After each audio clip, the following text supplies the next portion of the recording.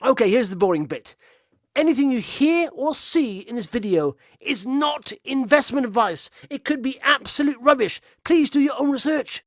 Hello, I'm Justin Waite. Welcome to my midweek video. I'll be covering 3 stocks with news. And by the way, if you like this video, give it a thumbs up, give it a share. If you want to receive the next video to your inbox, don't forget, hit that subscribe button and the notification bell. Okay? Comments-wise, do me a favour. Just below there, just tell me, bearish or bullish for this last quarter? We're in the last quarter now. Got to December. Are you bearish or bullish? Let me know. I'm very cautious. I wouldn't say bearish. Do you know, it's a funny thing saying bearish because I'm generally bullish mid to long term. I just think it's how you position yourself, in the short term. I'm positioned 65% cash. I'm upping my holding in gold. I bought some Bitcoin. And do you know what? I'm going to do a separate video on why I think Bitcoin is a good long-term play. All right, I'll do a separate video on that because I've just been going through some of the facts that I think, well, they are facts, some are opinion, but it's a long video. So I didn't put it in this video. I'm going to put it in a new video. But I have been buying a bit of Bitcoin because I see it as a hedge, and also with our UK dividend fund as well.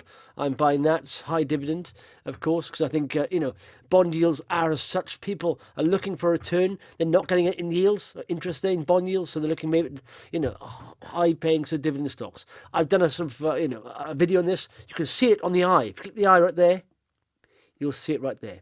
Okay, let's get into the first bit of news.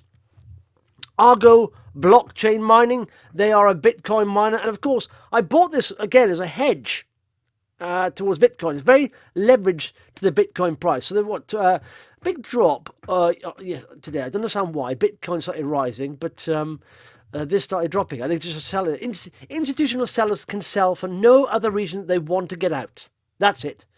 People read deeper things into it. It's not often that, They may just want to get out. They've been in since the float, and they just want to get out for some reasons.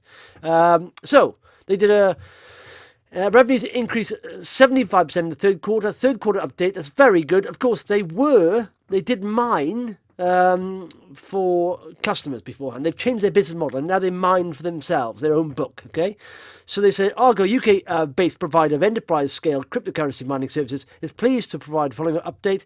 Company generated revenues of £3.63 million from its cryptocurrency mining operations in Q3, a 75% increase on Q2. These assets were mined at a mining margin of approximately 73%. This is not, net margin. This is mining margin. This is, if you take all the costs out, which the company believes to be one of the highest efficiency rates in the market. This is very good, like any kind of mining, in traditional mining. If you are lowest cost miner, then you can do well. Even if that commodities price goes down, you can still mine efficiently. Like with gold, for example, there are not many miners that can mine profitably below sort of, $1,000, $800 maybe. So if you are profitable below that, other miners may even stop mining if they're making a loss. This margin was achieved despite a rising mining difficulty and network hash rates, as well as a recent softening in the Bitcoin price. Okay, so they say there our continued excellent mining efficiency is a function of several factors, including highly competitive prices, at which we produce clean energy under long-term contracts, a low operating cost base, our expertise in configuring and running the hardware infrastructure in a way that optimizes returns from mining. I asked Mike about this. So I said there's a website, there's a couple of people on Twitter saying, Mike, looking at your machines, this is the profit you can get from these kind of machines, but that doesn't tally with your figures. And he said, yes, essentially, because we optimize the machines and our electricity is lower. So I said, okay, fair enough. They have teams of experts in crypto industry making timely hardware decisions. The total number of machines in production stands at 6,000. The company is on track to install approximately 6,000 more machines currently on order before the end of the year. So I thought, how do we value this? How can I sort of value this, you know? By the way, this is what Mike said, the executive chairman. Delighted with the mining results Q3, together with strong balance management, have helped maintain a robust balance sheet. Our investment in the most advanced mining hardware on the market continues to provide us with competitive edge, even as mining conditions become more challenging. During the third quarter, the company adopted a policy of exchanging its mined bitcoins into fiat currency on a regular basis to avoid additional exposure to Bitcoin pricing. Number 3, we remain focused on our revenue and bottom line while executing our growth strategy to become the world's largest publicly listed miner next year. I love those claim to fames like that. You know, I really do. And I don't think people you know, please, you can hold the management to it. They put themselves out there. They say they want to achieve that. I don't know how many sort of publicly listed miners there are, to be honest. So I don't know what composition there is. But I did look at the interim results, just to look at the margins, you know, because I understand the sort of the mix has changed in the revenue and what they're earning. But this is what I came to. So gross margin 54%, 32% net margin, which is very good. So let's try and work out how we can value this company. You know, I thought, okay, so now we have, you know, I'd say 4 months they've been mining their own book. In June they did 1.38 when Bitcoin was 10,008. In July they did 1,036 when the Bitcoin price came down a bit. So the company generated revenues of 3.63 million from crypto in the Q3. So let's divide Q3 by 3. You're averaging 1.2 million a month when the Bitcoin price is around about 10, 8 to 10 maybe. So let's be conservative, say a million. To account for the volatility, right? 12 months, $1 million per month, net margin 30%. That's 300,000 per month times 12, 3.6 million net profit. Put that on a P of 10, 36 million. They should be worth. Now, if you are one of the most efficient in the world, so surely you could even stretch out to a P of 20, which is 72 million. They're now valued at 24 million? Now they're going to double the amount of machines they have in the next year. So if Bitcoin does well, I believe in Bitcoin as a longer-term asset, you could double that 72 million or double the 36 million. Up to you.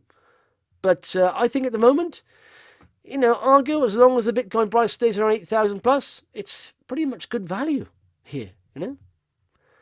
Okay, I want to move on to the next company. Now, I've no problem valuing this company, but I like it a lot. I like Jerry. It's Integumen Skin.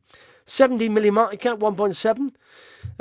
So they've done an excellent agreement here. I really like this because Jerry's been saying they're going to do this. They've signposted it before, but they've signed a multi-year agreements with 2 top 10 global cosmetic companies for the recurring LabSkin AI services, with initial aggregate low 6-figure payments already received. So you say total 6-figure payments. Is that 2 or 1? I don't know. Is it 100,000? I don't know. Under the framework of the agreements being rolled out, R&D teams in the US, Asia and EU will connect and collaborate with the LabSkin AI virtual lab. This will involve testing existing products and new products developed by LabSkin AI, making full use of our healthy and disease living skin models and analysed by the LabSkin AI platform. So this is what Jerry said, okay? I like this. We're still only at the beginning of LabSkin AI, privileged to be working with these leading household names so quickly. And, you know, like I've often said, when you get, I'll talk about that in a bit. These are data-driven engagements and recognise that non-animal testing of LabSkin, human skin equivalents, combined with AI deep analysis, is the way forward for the skincare industry. Clients can now assess how formulations are reacting on top of and deep into the skin microbiome, which will create better, faster, safer, and more cost-effective products and meet the increasing compliance requirements. With the promise of potential contract extensions in the future with existing clients and new contracts in the pipeline, we're excited that our new laboratories in New York will soon be coming on stream to meet this growing demand. Even with only 2 months of new additional lab space, management are confident that group revenue will exceed 1 million by our year end. So there's also another bit of news on their LabSkin team to create virtual AI psoriasis skin model. There's a lot of text in this. I read the RNS, right, about 5 times. And it's quite complex. A lot of terminology I didn't understand it. I keep reading it. I think I'm a bit, you know, dyslexic because I find it really hard to read text. That's why I went into sort of sound and podcast. But I had to read it 5 times. And in the end, I just DM'd Jerry on Twitter. I said, Jerry, I've read your RNS on AI, it's a psoriasis skin model 5 times. I find it unfathomable. I said, basically, does it mean that these companies you're working with can get to the market with their products, quicker, saving them money and time and all that, and so more efficient for them? He said, yes. And then I looked at his RNS, and he basically said that in the comments. He said, Integumen is at the forefront of AI development in the skincare industry. All AI disease skin models are now the frontier, new frontier, and are a disruptive platform for new drug discovery.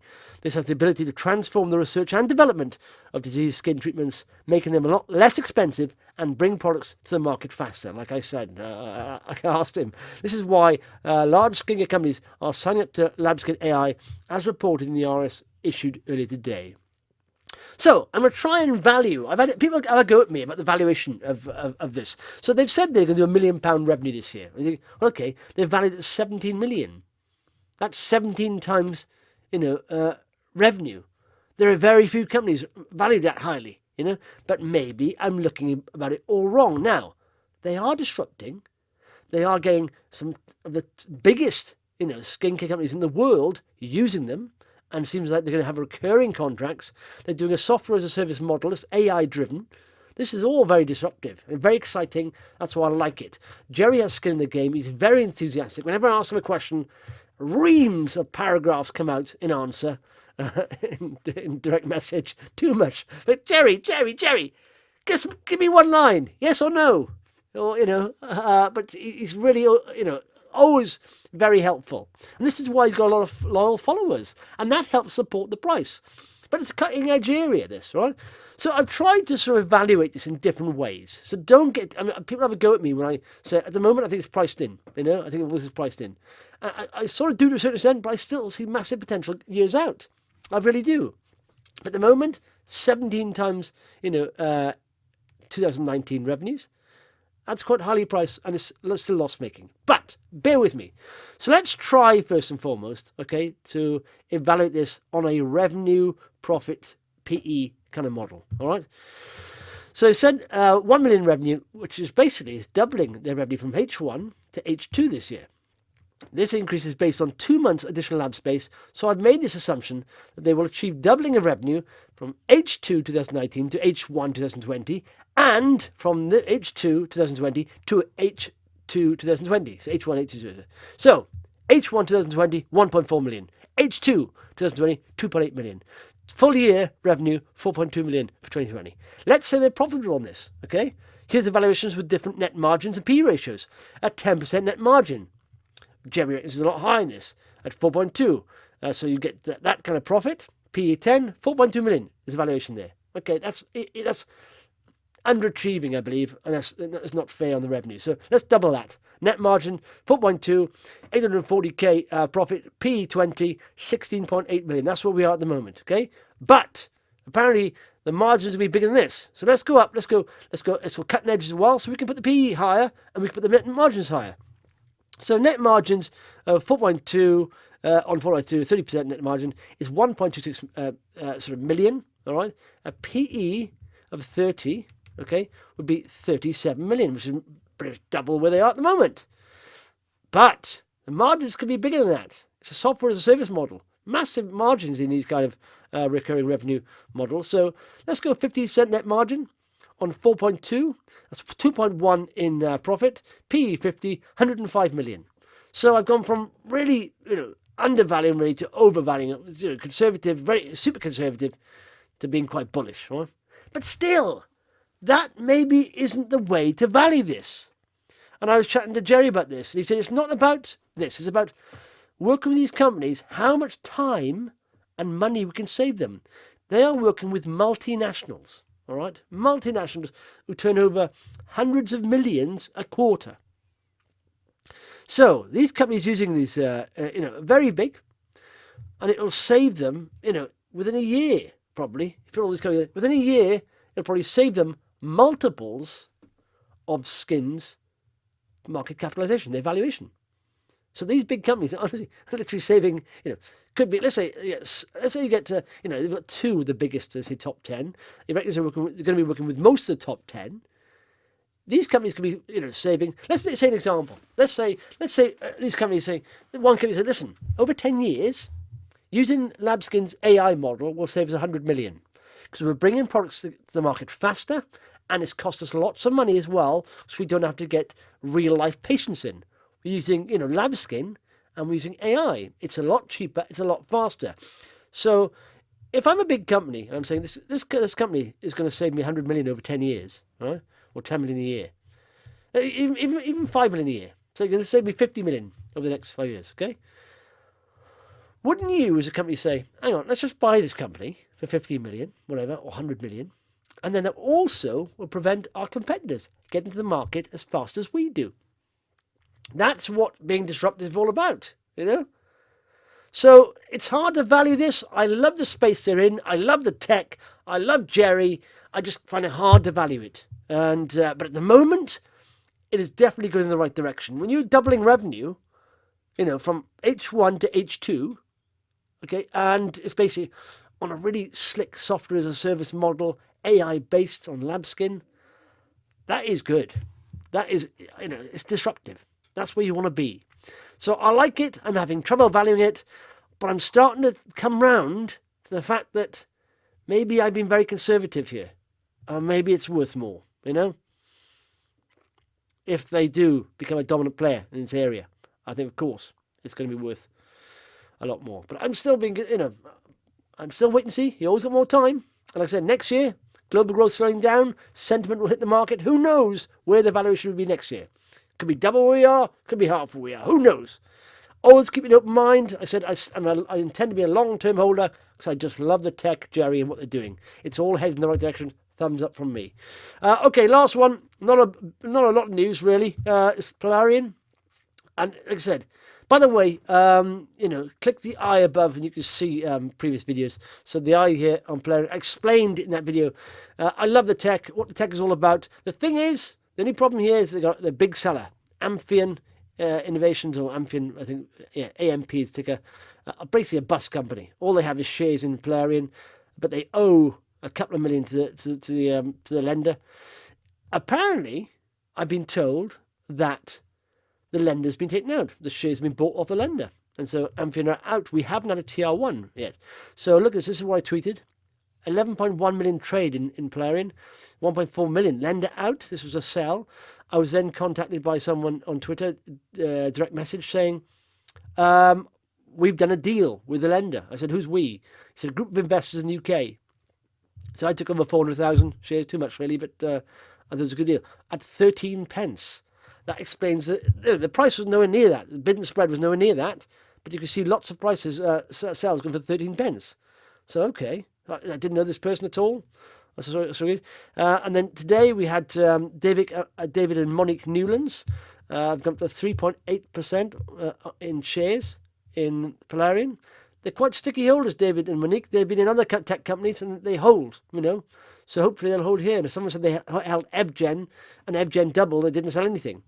And then today we had some decent trades going through here. At 22 pence, £1 million there. £1 million shares being bought there.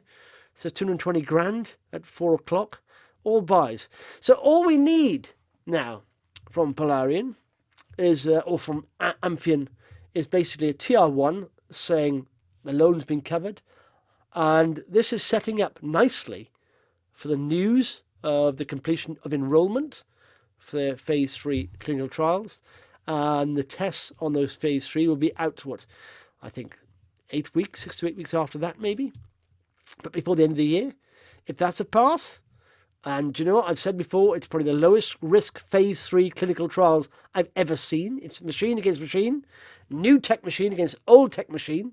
The old tech machine is harmful, it's radioactive, it's 2D imaging. The new tech machine, not harmful, 3D imaging, and it has a lot more functionality as well. And it's also been in-house tested against this machine, and it's beat it. So if that's a pass, if FDA give a pass on this, then this has the potential to be multiples of its current market cap, I believe. I've done a previous video and I've gone through the revenue streams and the potential here. Just in America alone, it has potential to be multiples of where it is. So there we are. Hope you enjoyed the video. Like I said, if you did, don't forget, hit that subscribe button and the notification bell, and please give it a thumbs up. Any comments below, bearish or bullish, let me know, please. I do really want to know. There we are. Hit my face, and then the bell, and there's some other videos here you can watch. Thanks very much.